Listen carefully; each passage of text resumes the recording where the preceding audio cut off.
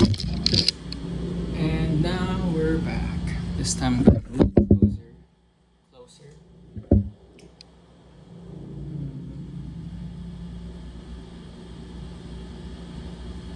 This time, I'd like to talk about Game of Thrones. Seven Kingdoms. House Stark rules the North. House Arryn rules the Vale. House Tully rules the Riverlands. House Lannister rules the Westerlands. House Baratheon rules the Stormlands. House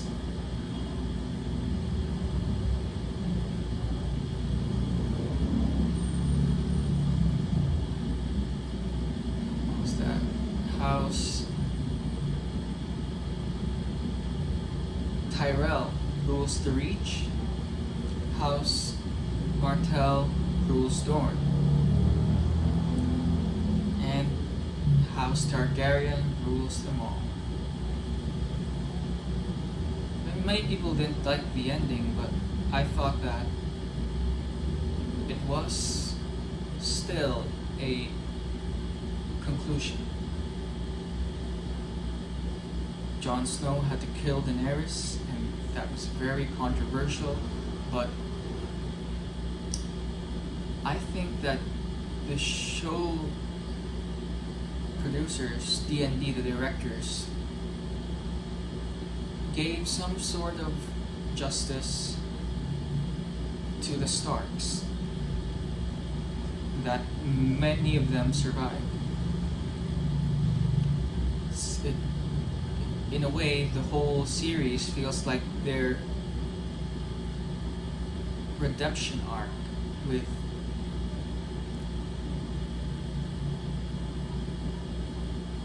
them being avenged almost in the end. Arya explores the unknown.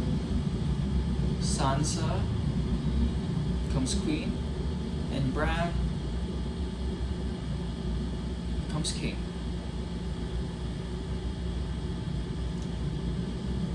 I see a lot of similarities between Game of Thrones and Lord of the Rings.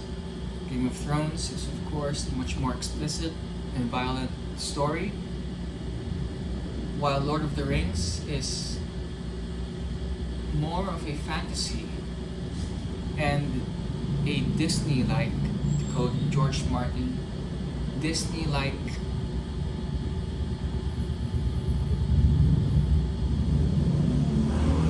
reality.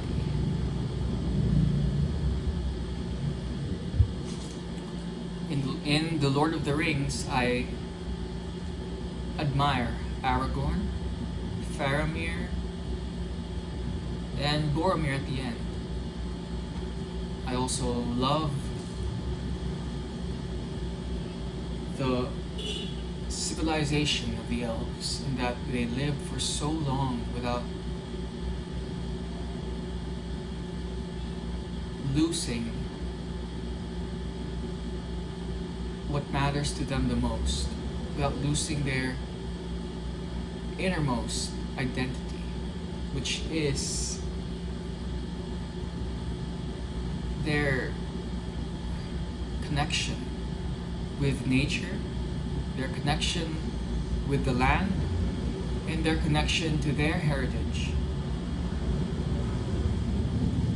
I also love Pirates of the Caribbean, but of course, can't love Johnny Depp as Jack Sparrow. I mean, that's just amazing.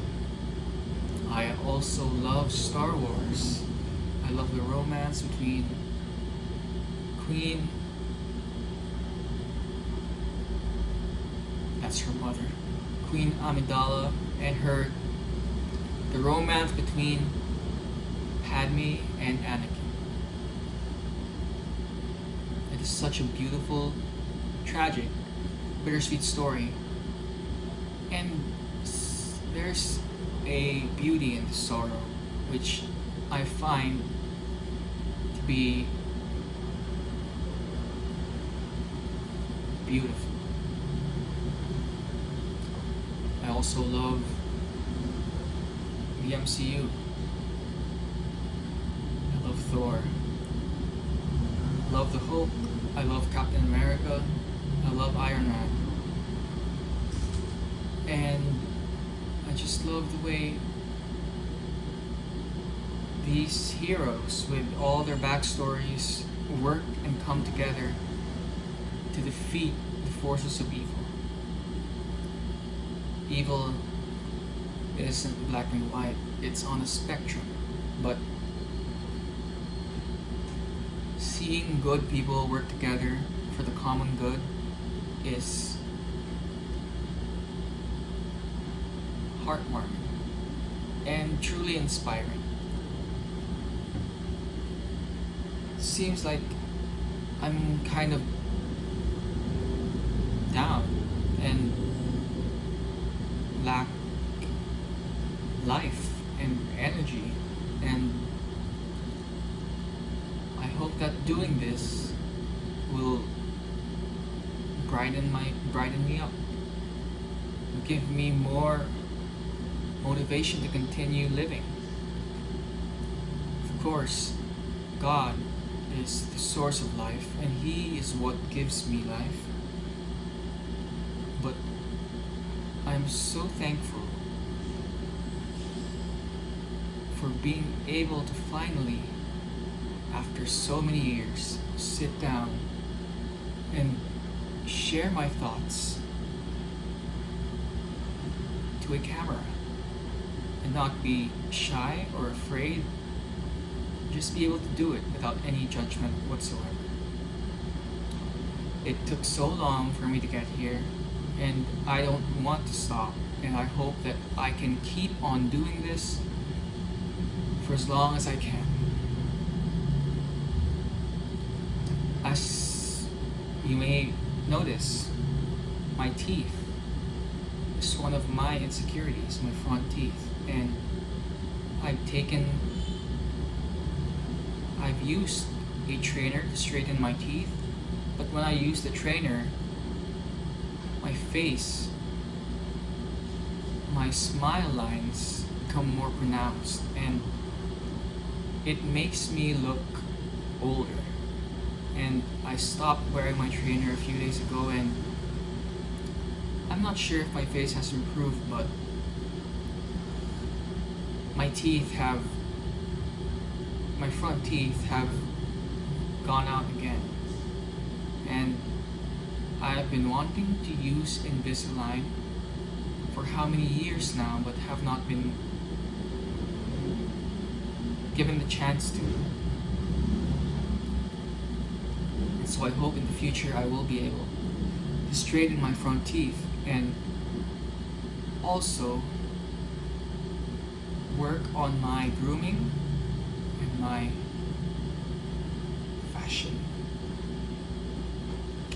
My voice sounds husky. It is because I don't speak much. But right now, in front of this camera, it almost feels natural to me. I hope that I can keep on doing this because seriously, I like it. I thought I was camera shy, but I don't think I am. So, I pray that I can keep on doing this for the rest of my time. I see my face, I'm staring right at the camera lens. If it feels like I'm looking into your soul, maybe I am. But I don't think my eyes gaze deep enough to see the innermost depths of your being.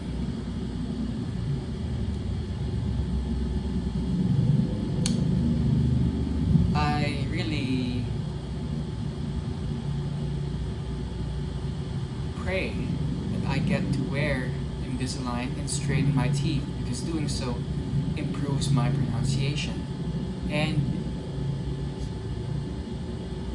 subsequently my voice. My accent is different. It's neither British, it's not Australian, it's not Indian, it's not South African, it's not Filipino. And that's because I come from a overseas Chinese culture. And at home we don't speak Mandarin, but we speak Hokkien. And that's a southern dialect spoken on cities by the coast. And that's where my grandparents came from.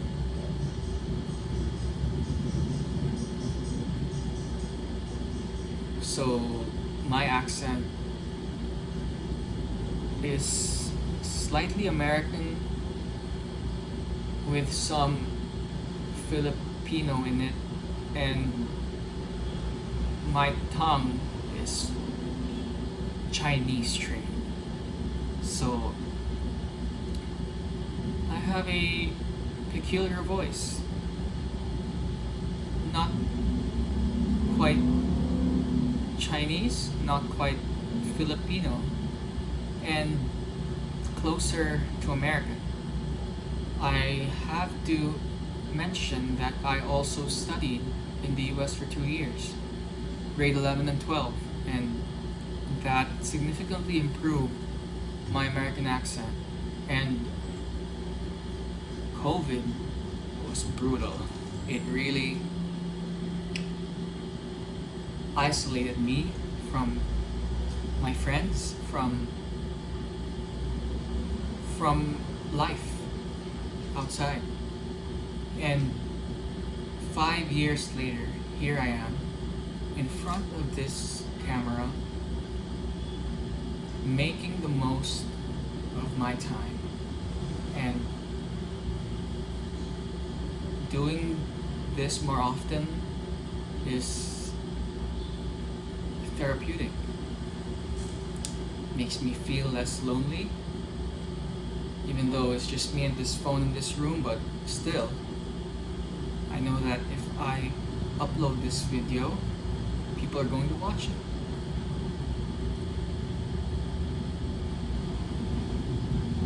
You may also notice that my shoulders are inclined. They're not always even, the same height, and that's because I play the violin. And over time, that muscle memory became ingrained to my body. And so my left shoulder, which is your right, appears higher than my right shoulder. And that's a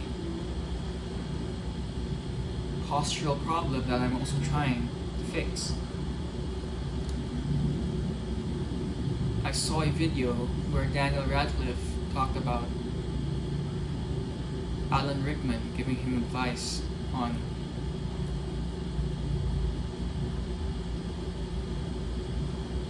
steps, things to do that improve your acting. And one of the things he mentioned was the Alexander technique. I think that will really be helpful for me. And it's something I hope to implement in the future.